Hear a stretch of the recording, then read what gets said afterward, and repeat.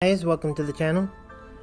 I'm here today to bring you guys a PvP tier list for Swords of Legends Online.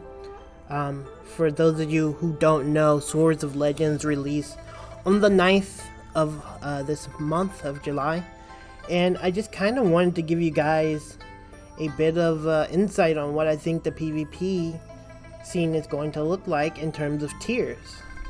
I have been noticing a lot of people give their opinions on the tier list, and I didn't think a lot of their tier list was really well thought out. I thought a lot of them was, I lost to this guy in PvP and therefore I think his class is OP, and I don't think that's a very good way to make a tier list, because I want it to be informative so people can have a good idea of what to expect. So without further ado, I'll give you my personal opinion. Just a little bit about my experience in Sword of Legends during the beta of both. I think combined I played about 187 hours. I was able to fully level all but the summoner, and I PvP'd with each and every one of them. So I have okay idea and understanding, and of course I'm not great at every class, but I have a general understanding of each class. So, and we're gonna start from left to right. Again, this is PvP, so we're gonna focus on that. So first off is the Bard. The Bard, in my opinion, is a A tier class. It has a lot of control. Later on, once it gets to its max level, it's a little stationary and slow early, but once you get a few skills and you get all your skills, I feel the Bard is really high burst damage when used correctly. It has really high mobility, and it has a lot of control and a lot of sustain on both sides of the table. PvP, on healing and DPS. Now, this is purely a DPS related PvP tier list, but it goes without saying, this class has really good sustain. It's one of the better classes in the game. And I think you'll do well with this class. So next is the Berserker. So for me, the Berserker is a B. The reason why I think the Berserker is a B tier is because I do think the class is a little more complicated in general than the other classes, and I don't think a lot of his abilities have a lot of damage. I think it can do well, but it requires quite a bit of setup and a little bit of timings when you're using certain skills. I don't think the class is exceptionally good, but I don't think it's bad. I think it's a very good class, and I think if you like the melee guy, front line, jump in and fight kind of class, you're gonna like the Berserker. It's by no means bad, but I don't think it's an A or S tier, in my opinion. But maybe a high B, low A. Who knows? So next is the Reaper. For me, the Reaper is a C, and here's why. And I know my Reaper mains are gonna be upset with me for saying this, but for what the kit requires, I don't think there's enough reward for it. And what I mean by this is, the Reaper has really good control, but it also requires you to meet certain timings when you're activating skills to maximize its damage. And because of this, and this could be because you're good or you're bad, but at the end of the day, it has a higher skill ceiling, and relative to what you get for that higher skill ceiling, I don't think it's enough. I think overall the class is a little underpowered, and it requires a little too much for it to be good, in my opinion.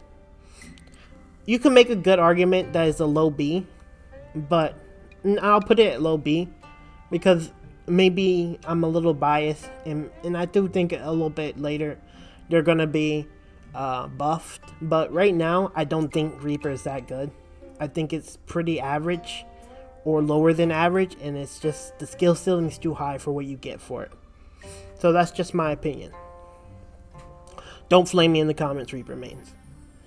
Anyway, on to Spearmaster. So Spearmaster, this was the first character I leveled up during the beta. I had a really smooth leveling phase with this class.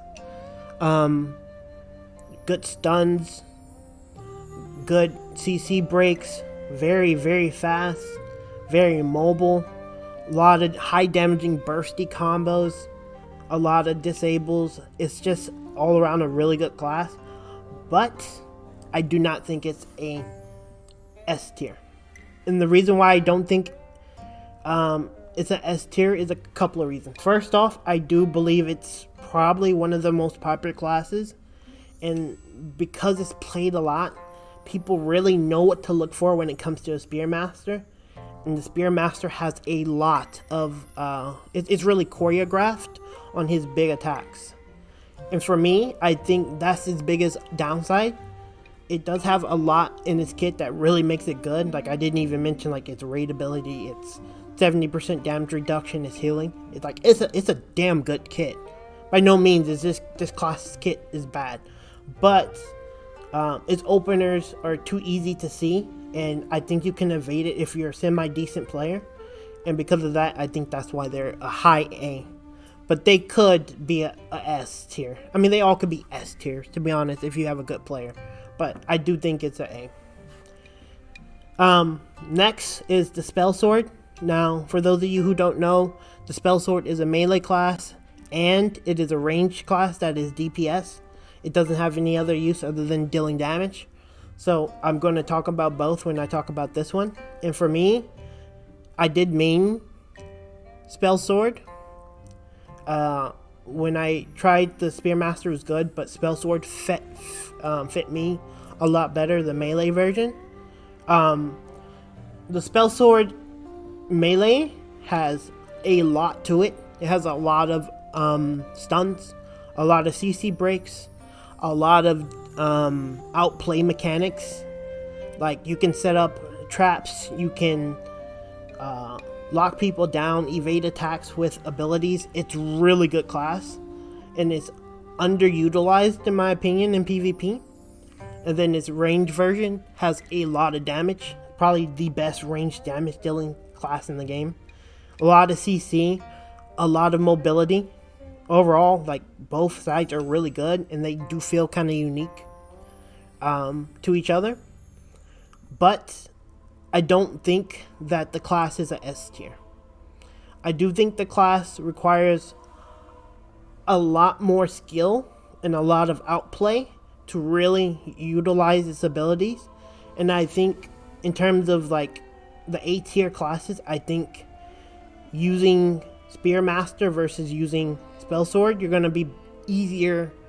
It's going to be easier to use the Spearmaster, and that's why I think it's much better, because I do think a good player on the Spearmaster will do better than a good player on Spellsword. With that said, I do think they're close, and I think they very well could be S tier classes.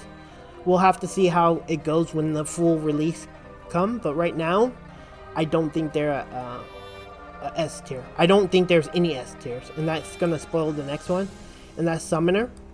Now, again, I didn't get to fully level this class, and I didn't get a lot of insight on it as much as I did on the other 5 classes, unfortunately. But in terms of how I felt when I played it, I felt powerful with this Summoner.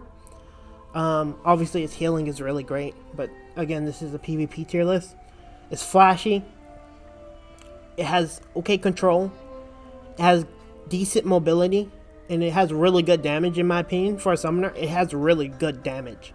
And I think a good Summoner can really shock you if you really play it.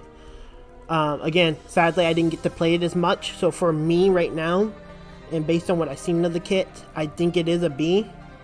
I think it could very well move to A, and I would need a little more experience with it, but in my opinion, I do think it's an all-around good choice. And if you look at the tier list overall, I don't think there's any bad classes. I do think Reaper can possibly be a high C, low B. And I think, again, I told you why I thought that. But overall, I think if you're playing Sword of Legends PvP, I think overall you're going to have a pretty good time with each class as long as you learn them. But, you know, that's just my opinion. But I would like to hear you guys' thoughts. Let me know what you think. Do you guys agree with my tier list? Do you disagree with my tier list? What did I miss about maybe the Summoner or the Reaper that you think is important? And leave me a like or dislike. And I'll see you guys in the next one. Thanks for watching.